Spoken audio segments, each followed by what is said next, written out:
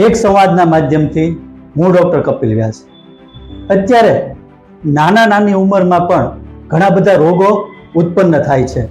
ત્યારે આપણને એમ થાય કે આ નાની ઉંમરની અંદર ડાયાબિટીસ, બીપી, થાઇરોઇડ અથવા તો હાર્ટ એટેક જેવા રોગો કેમ આવી જતા હશે.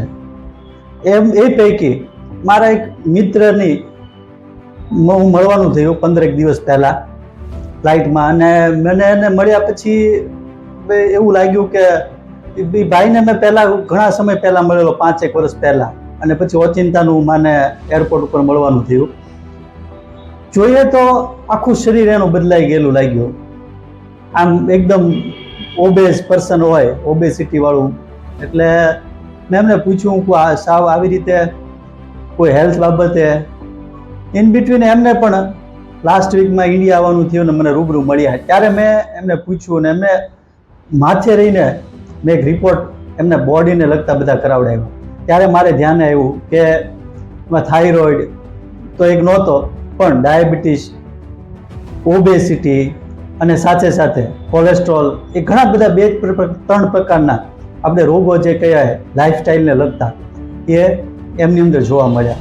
ઉંમર જોવો તો એકદમ નાની, મોટો બિઝનેસમેન કહી શકાય, પણ હેલ્થની બાબતમાં 0. તો આના માટે મારે તમને એક સરસ મજાની અમારા મિત્રને સમર્પિત આ વાત કરવી છે. ચાલો ને આ બધા રોગો થવાની પાછળનું કારણ શું એ આપણે જાણીએ. ચાલો ને આજે ફરી એક બારણું ખખડાવીએ.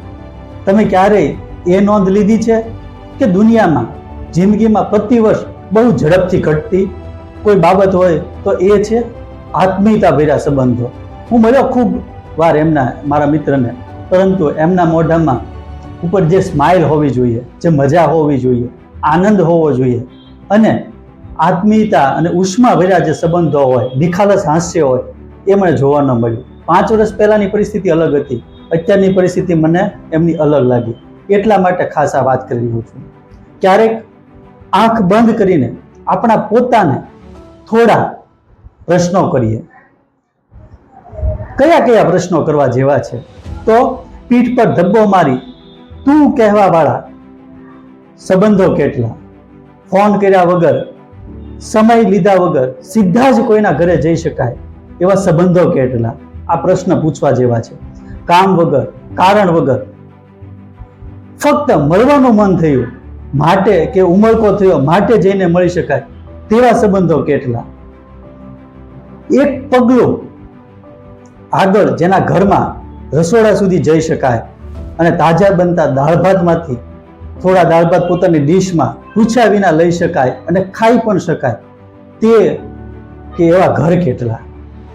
એ આવે ત્યારે પહેરણ અને લહેંગો પહેરીને બેઠા હોઈએ અને પેન્ટ શર્ટ પહેરવા દોડવું ના પડે એવા મિત્રો કેટલા? એનું કશું ના ગમે અને ધડ દઈને શબ્દો ગોઠવ્યા વગર અસહમત થઈએ અને છતાં બીજી જ સવારે વાત થાય ત્યારે એની અસર ના હોય એવા સંબંધો કેટલા? આવા રોજબરોજમાં ઘણા માપદંડ છે, એ તારવી શકાય. પણ જો આપણે પૂરતા પ્રામાણિક હોઈશું તો દરેકના જવાબ, આ મેં જે તમને પ્રશ્ન પૂછ્યા છે મિત્રો, એ દરેકના જવાબ 0 કે એકાદ માન મળશે જો આ પ્રામાણિકતાથી જવાબ વિચારશો તો. એવું શું થયું આપણા સંબંધોને? હવે તો એવું વિચારવાનો પણ સમય ક્યાં છે? જરા વિચાર કરીએ. સંખ્યા વધી, વિસ્તાર વધ્યો, વ્યાપ પણ વધ્યો, પણ અંતરનું ઊંડાણ મિત્રો દુઃખ સાથે કહેવું પડે કે ઘટ્યું છે. મોબાઈલમાં 2000 કરતાં વધારે સંપર્કો છે, કોન્ટેક્ટ્સમાં અગણિત કોન્ટેક્ટ છે, પણ સ્ક્રોલ કરતી વેળાએ ડાયલ કરવાનો ઉમળકો થાય એટલા કે એવા નંબર હંમેશને માટે ગાયબ છે. આત્મીયતા ગુંબ છે. દંભ દેખાડા વગર આમને સામને થઈ શકાય એવા સંબંધો પણ ગુમ છે. આ વાત વ્યવહાર પૂરતી નથી, લાગણીની પણ લેણદેણ ચાલે છે. દર્દ દુઃખ વહેંચવા છે, લેવા નથી. કહેવું છે, સાંભળવું નથી. ખામીઓ કાઢવી છે, પણ સુધારવામાં મદદ કરવી નથી. માટે સંબંધો મિત્રો ખોખલા બની જાય છે, ટોળા વચ્ચે શૂન્યતા સર્જાય છે અને ભીતરે આવા જ પ્રતિસાદો, આમ વિચાર કરો તો બોધો અવાજ આવે છે. તો હવે શું કરી શકીએ? કુદરતે આપણને આ ધરતી પર ઉત્કૃષ્ટ જીવ તરીકે જન્મ આપ્યો છે, જેની પાસે ભૂખ પણ છે અને વધુ વાત કરીએ તો સ્વાદ પણ છે. જેની પાસે ભૂખ પણ છે અને સ્વાદ પણ છે, જેને વાસ્તવનું તર્કબદ્ધ વિશ્લેષણ પણ છે, સપના અને કલ્પના પણ છે. તો શા માટે આમ શુષ્ક નિષ્ક્રિય જીવન જીવવું? આનંદથી ન જીવી શકીએ?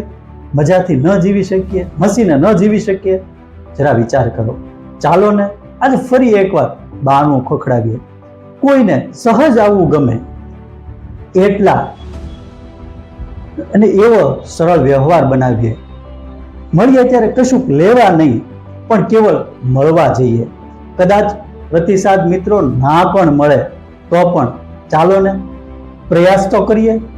આ વાત હું તમને એટલા માટે ડોક્ટર તરીકે આજે કરી રહ્યો છું કે આપણને દુઃખ થાય કે જ્યારે યંગસ્ટરની અંદર આવા વિવિધ પ્રકારના રોગો આવે તો એનું મુખ્ય કારણ મને એવું લાગે છે કે એ ખુલીને હસી નથી શકતો, ખુલીને વાત કરી શકતો નથી અને દરેકની પાછળ ક્યાંક ને ક્યાંક સ્ટ્રેસ છે એ જવાબદાર હોય છે. તો માટે મિત્રો આપણે એક પ્રયાસ કરીએ અને હળવી સ્માઇલ સાથે બધાને મળતા રહીએ અને ફરી મળતા રહીએ. Thank you so much.